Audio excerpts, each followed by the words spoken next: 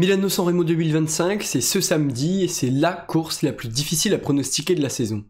Aujourd'hui, je vais vous parler de la Primavera, le premier monument de l'année, et vous donner le maximum d'indications avant la course de ce week-end. Pourquoi Milano-San Remo est presque impossible à pronostiquer? En fait, il suffit de regarder les derniers vainqueurs. C'est presque la seule course du calendrier où on a non seulement des noms différents chaque année sur le podium, mais en plus de ça, des profils de coureurs qui ne sont pas les mêmes. Alors, quand on regarde de loin le parcours de Milano-San Remo et qu'on n'y connaît pas grand-chose en cyclisme, on se dit ok, c'est pour les sprinteurs qui passent bien les petites bosses, mais en réalité, pas du tout, Milano-San Remo c'est beaucoup plus compliqué que ça. Commençons par les bases, 289 km, c'est tout simplement la course la plus longue de l'année.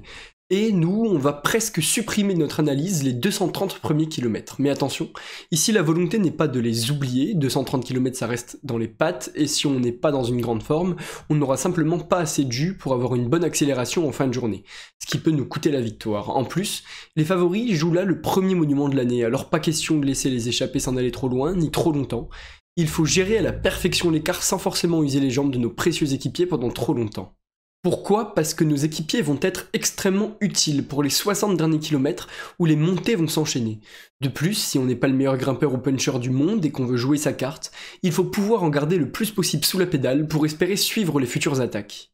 On retrouve d'abord le Capo Mêlé, puis le Capo Cervo qui, sans être très difficile, pourront mettre en difficulté un probable groupe d'échappés bien usés.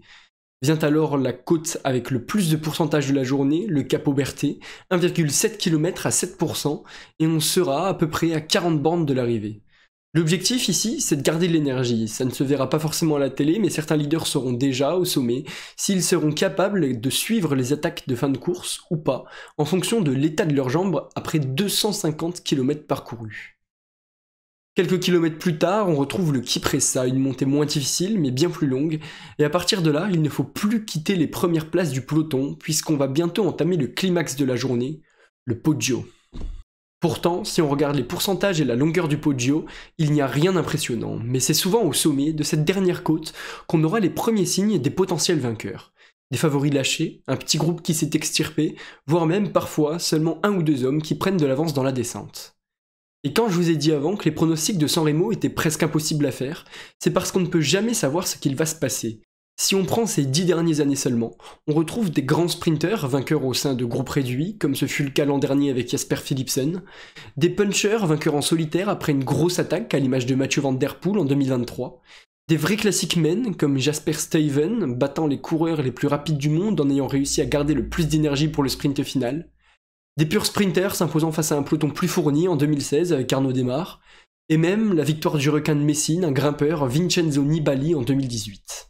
Le parcours de San Remo est connu et reste le même presque chaque année. Par contre, les participants changent et cette saison, on est très bien servi et on va commencer par les plus gros favoris. Comme je l'ai dit, c'est selon moi une classique extrêmement ouverte qui peut laisser place à tout type de coureur, alors il n'y en a pas un qui sort du lot. D'abord, parlons de l'homme qui sera surveillé par tous ses concurrents et qui peut changer le scénario de course à lui-même en fonction de son comportement et de sa forme, Tadej Pogačar. Poga fait un début de saison stratosphérique sans réelle surprise, il a remporté les Strade Bianche avec une certaine facilité malgré une chute impressionnante et souhaite cocher un nouveau monument à son palmarès. En fait, on dit souvent que Poggi est favori sur tous les terrains, mais en raison du caractère imprévisible de San Remo, le Slovène n'a jamais levé les bras. L'an dernier, il a fait son meilleur résultat, preuve de sa persévérance, mais malgré ses nombreuses attaques, le terrain n'est pas assez dur pour arriver en solitaire. Et même si dans un groupe réduit, Poga va vite, ça ne suffit pas face à certains coureurs. J'ai envie de poursuivre mon analyse par Thomas Pidcock, un profil qui ressemble à celui de Poga pour ce style de course. Malheureusement, je vais pas trop m'étaler sur le Britannique, parce qu'on a vu sur les Stradé qu'il était très fort en ce début de saison, mais que Poggi était au-dessus en tout point malgré sa chute. On peut quand même le retrouver dans les premières positions samedi et pourquoi pas viser le meilleur des résultats possibles s'il parvient à courir stratégiquement les kilomètres de la Primavera. Bon, Poga je l'ai mis à part et j'ai rajouté Pidcock, mais maintenant, on va procéder par profil de coureur. On vient de dire que même le leader de la UAE avait du mal à battre les sprinters qui passent bien les bosses. On va commencer par eux, et ils sont nombreux parce qu'ils savent très bien que si un d'entre eux réussit à être dans le groupe de tête, il deviendra automatiquement ultra favori. Le premier, cette édition, c'est Biniam Girmay. On savait depuis longtemps que l'Érythréen passait bien les bosses, d'ailleurs, les sprints difficiles sont ses sprints préférés. Pourtant, en 3 participations, il n'a jamais intégré le top 10 puisqu'il n'a jamais réussi à suivre les accélérations des meilleurs coureurs. Le sprinter d'Intermarché est toujours en chasse de sa première victoire de la saison, et s'il veut remporter son premier monument, il devra passer le cap du Poggio. L'an dernier, sur le Tour de France, il a cassé tous les records de son continent, mais a surtout prouvé qu'il pouvait être régulier et plus rapide que les autres sur des finales très plats et moins techniques. Guilhermet devra alors beaucoup compter sur ses équipiers pour se placer idéalement avant la dernière côte, en espérant qu'il n'a pas perdu son punch, et s'il réussit à passer avec les favoris, il sera forcément cité pour un podium, voire même pour la victoire finale. Un autre jeune sprinter présent et ambitieux, c'est Olaf Koy. 14e l'an dernier, il n'avait pas passé le fameux cap du Poggio, mais avait terminé 2e du sprint du second groupe à l'arrivée. Cette année, il est extrêmement bien entouré, notamment par les Français Christophe Laporte et Axel Zinglet, qu'on citera plus tard. La barre à franchir pour Koy n'est pas énorme, mais le néerlandais fait pour moi seulement partie des outsiders. J'aimerais alors citer un autre gros outsider, Michael Matthews. En fait, Matthews, il est vraiment dans un entre-deux, assez fort pour suivre les Axel dans le Poggio sans être la source des attaques, et assez fort pour jouer une place à l'arrivée sans être le meilleur des sprinters. Pour lui, une victoire risque d'être très compliquée et pourtant, l'an dernier, sa seconde place montre que l'Australien souhaite encore remporter son premier monument à 34 ans. Si on regarde ses stats sur San Remo, il a absolument toutes les raisons d'y croire. 6 top 10 dont 3 podiums. Il faudra alors pour lui se faire discret, suivre sans se cramer pour garder du jus et surprendre les autres sprinters s'il est dans le groupe de tête. On arrive alors petit à petit au grand favori de cette 116e édition, et celui qui va nous permettre de faire la transition entre ces deux parties, c'est Jonathan Milan. L'Italien ne fait pas partie des leaders, preuve en est, il n'a jamais réalisé de bons classements sur le monument. Le parcours est peut-être trop difficile pour lui, pourtant, en cas d'arrivée surprenante d'un gros peloton, il peut lever les bras. On ne va pas s'en cacher, sa cote est extrêmement élevée. Cependant, son équipe, Lidl Trek, compte bien remporter Milano-San Remo.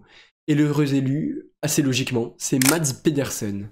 Mads Pedersen, c'est 3 participations, 2 fois 6ème et aux portes du podium l'an dernier. C'est le terrain parfait du Danois, toujours en chasse du seul exploit qui manque à sa carrière, extrêmement sous-coté par les téléspectateurs, un monument. Pedersen a cette année largement les capacités pour suivre les favoris jusqu'à l'arrivée. Le Danois l'a déjà fait, mais cette fois, vu son Paris-Nice et ses capacités à suivre les accélérations et à grimper, il risque même d'être surveillé et il sera surprenant de le voir piéger. Au sprint en comité réduit, il est également favori mais risque de buter si un pur sprinter passe. Pour illustrer mon analyse sur Pedersen, il faut avoir regardé la 6ème étape de Paris-Nice à l'arrivée à Berlétan. Un parcours extrêmement long de plus de 200 km qui a quelques similitudes avec celui de San Remo. Et bien sûr, Pedersen a triomphé. On a donc un duo intéressant, Milan-Pedersen pour la Lidl, bien épaulé par un 3e membre de ce duo, Jasper Stuyven, vainqueur de l'édition 2021. Pourtant, ce n'est pas l'équipe la plus fournie, puisqu'Alpecin de Koenig est bien décidé à faire le triplé. La voilà, l'équipe favori de Milano-San Remo 2025, et la raison est simple. Ils ont remporté les 2 dernières éditions avec 2 coureurs différents. Non seulement 2 personnes différentes, mais surtout 2 profils qui ne sont pas les mêmes. Et s'il est bien utilisé, cet atout est presque imbattable. On va commencer par le premier de la liste, vainqueur l'année dernière, qui remet son titre en jeu, c'est bien sûr Jasper Philipsen. Lui a beaucoup plus le profil des sprinters qu'on a déjà mentionné. En cas d'arrivée en sprint massif, avec des guillemets, Philipsen fait indéniablement partie des têtes d'affiche, mais en 2024, il nous a prouvé qu'il pouvait aussi tenir la roue d'un plus petit groupe et finir le travail à l'arrivée en comité réduit.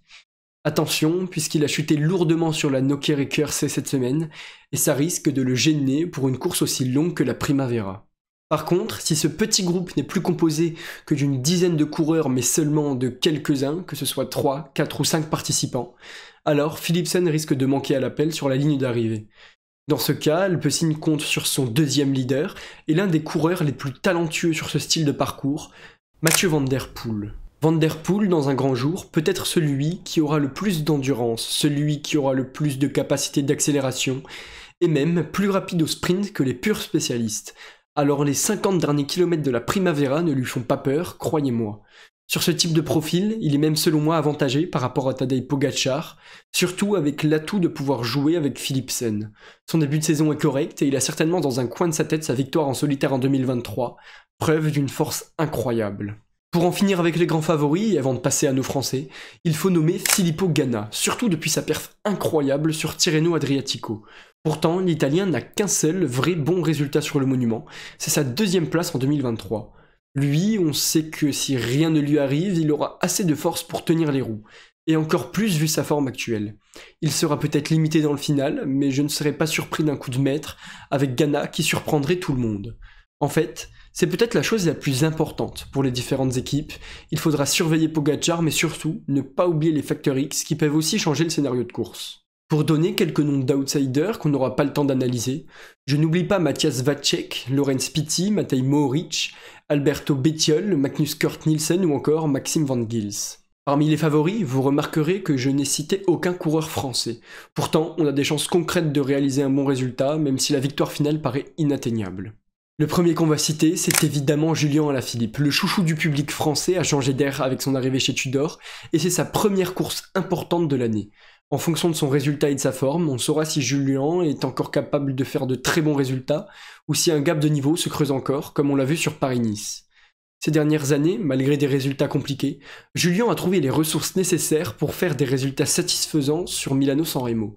On se rappelle tous de sa victoire en 2019 et de ses 3 podiums lorsqu'il était encore capable d'accélérer en lâchant avec aisance ses adversaires, mais cette année, on sera déjà satisfait de le voir suivre les attaques et d'intégrer le top 10. Le deuxième nom à retenir, c'est simplement la relève d'Alaf, et lui aurait pu être extrêmement intéressant à suivre sur un monument qui lui convient parfaitement et qu'on risque de voir dans son programme tous les ans. Paul Magnier est en train de signer un début de saison incroyable et participe pour la première fois à Milano-San Remo, enfin devait participer. Son Tirreno Adriatico, plus compliqué, prouve aussi le fait que Magnier est destiné à devenir un vrai coureur de classique. Pour l'instant, personnellement, c'était peut-être le coureur que je voulais le plus suivre vu son potentiel et ses caractéristiques, mais Magnier ne prendra malheureusement pas le départ, forfait, suite à ses chutes sur Tirreno. Un autre Français qui m'intéresse énormément, c'est Romain Grégoire. On l'attendait beaucoup sur les Strade Bianche, où l'effectif de la Groupama était vraiment intéressant, et où un podium semblait potentiellement atteignable. Par malchance, il a chuté, lui, ainsi que d'autres leaders de l'équipe, et il se retrouve alors sur San Remo en outsider. Pour être franc, un podium de Grégoire, ça a l'air trop compliqué en raison de sa chute récente, mais aussi en raison de l'adversité trop importante. Comme pour Alaf, je serais déjà satisfait d'un top 10 et j'espère qu'il va essayer de se découvrir pour passer le cap entre le jeune coureur talentueux qui peut suivre les favoris dans un bon jour et le leader de son équipe qui a un objectif de régularité sur les grandes classiques. Enfin, je porterai aussi une attention sur le duo Laporte-Zinglé qui auront leur chance si Koy ne passe pas ou s'il n'est pas en forme. La strat de la Visma sera intéressante à suivre parce qu'on sait que Laporte a les capacités d'un sprinter qui passe bien les bosses et qui a pris de l'expérience sur les classiques, et que Zinglé a déjà montré qu'il pouvait suivre les meilleurs malgré une irrégularité qu'il faudra encore peaufiner. Je pense que l'objectif principal sera tout de même de faire passer Olaf Koy pour atteindre la ligne d'arrivée et disputer le sprint avec le premier groupe. Je pourrais alors citer d'autres Français comme Turgis, 9ème en 2023, Lafay, Vauquelin, Warren Barguil qui auront une carte à jouer mais avec, selon moi, trop de limites sur ce type de parcours pour espérer un gros résultat. J'oublie pas Axel Laurence chez Ineos qui lui aussi peut monter en puissance sur ce type de parcours ces prochaines années. Merci beaucoup d'avoir suivi cette vidéo, j'ai hâte d'être samedi pour connaître les réponses à nos questionnements. Et même si je vous ai dit qu'un pronostic était compliqué à réaliser, je vais oser en faire un. Je ne vois pas Pogačar gagner San Remo et je vois mal Philipsen réussir à suivre les attaques cette année, surtout dû à sa chute. Alors je miserai plutôt sur Van Der Poel, mais j'ai une petite préférence pour Mats Pedersen. On se retrouve très vite pour une nouvelle analyse.